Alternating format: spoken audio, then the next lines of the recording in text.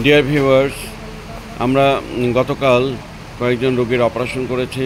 যে রোগীগুলোকে আজকে সকালে দেখা হয়েছে, দেখার কার্যক্রম শেষ করে সবাইকে আবার ব্যান্ডেজ লাগিয়ে দেওয়া হয়েছে।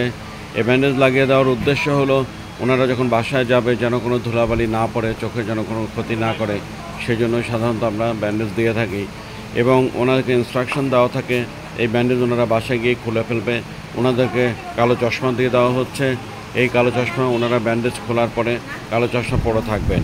আগামী 1 মাস পর্যন্ত ওনাদেরকে একটু কালো চশমা পরে থাকতে হবে, কেননা এই 1 মাস পর্যন্ত চোখে যেন আলো কম যায় এবং কোনো ধুলাবালি ইত্যাদি না লাগে। এবং আসলে সত্যিকার অর্থে অপারেশনের পরে খালি চোখে বাইরের আলোর দিকে তাকাতে একটু অসুবিধা হয়। আপনারা সবাই জানেন, চোখে সামান্য কিছু হলেই চোখ দিয়ে কিন্তু দেখতে অসুবিধা হয়। ফটোফোবিয়া, যেটা আলো সহ্য না হওয়া, এই জাতীয় নানান ধরনের সমস্যা কিন্তু হতে থাকে। তো সেই কারণে এই কালো চশমার বহুবিধ কাজ এখানে, সব কিছু মিলিয়েই কালো চশমাটা পড়তে হয় এবং চোখটাকে কিছুটা প্রোটেকশনও দেয়। হঠাৎ অজান্তে চোখের মধ্যে পেশেন্ট নিজেও হাত দিয়ে দিতে পারে। এ ধরনের কিছু হলে, 1 মাসের মধ্যে এ ধরনের কিছু হলে চোখের জন্য একটু কিন্তু ঝুঁকি হয়ে যায়। তো এখন এই রুগীদেরকে গ্রুপ কাউন্সেলিং করা হচ্ছে। আমাদের কাউন্সেলর, কয়েকজন কাউন্সেলর আছে, আজকে দেখছি গ্রুপ কাউন্সেলিংয়ে অংশগ্রহণ করছে।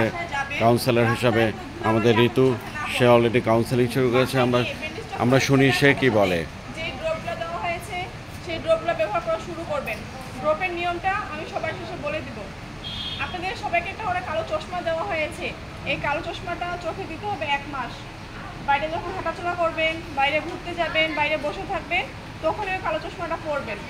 যখন ঘরের মধ্যে বসে থাকবেন, যখন ঘুমাইতে যাবেন, যখন গোসল করতে যাবেন, তখন পরার কোনো দরকার নাই। আপনাদের চোখে পানি দেওয়া যাবে না 1 মাস। গোসল করবেন গলা ভিজিয়ে, মাথা ভিজিয়ে গোসল করা যাবে না। কোনো মতেই চোখে 1 মাস পানি দেওয়া যাবে না।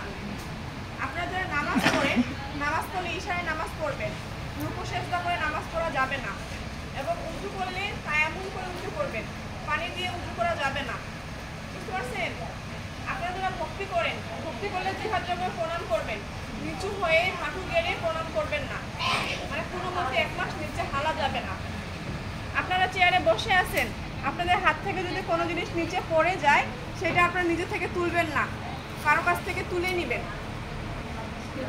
আপনাদের যে চোখ অপারেশন হয়েছে সে পাশে কাঁধ হয়ে শুবেন না, অন্য পাশে কাঁধ হয়ে শুবেন অথবা চিত হয়ে থাকবেন। কারো যদি ডান চোখ অপারেশন হয় তাহলে বাম পাশে কাঁধ হয়ে শুবেন, আর যদি বাম চোখ অপারেশন হয় তাহলে ডান পাশে কাঁধ হয়ে শুবেন অথবা সোজা চিত হয়ে থাকবেন। আপনাদের চোখ অপারেশন হয়েছে, ওজোর চোখ খসখস করবে, চোখ দিয়ে পানি আসবে, চোখ লাল হয়ে থাকবে, চোখের কোণে কি জানি লেগে আছে এমন মনে হবে। ওই জন্য ভয় পাবেন না, চোখেও হাত দিবেন না। চোখ দিয়ে যদি পরিষ্কার পানি আসে, সেটা পরিষ্কার কাপড় অথবা টিস্যু দিয়ে এই যে নিচটা শুধু হালকা করে মুছে নেবেন, চোখে চাপ দেওয়া যাবে না। বুঝতে পারছেন? আপনারা শরীরে যারা অন্যান্য চিকিৎসা চালান, চোখে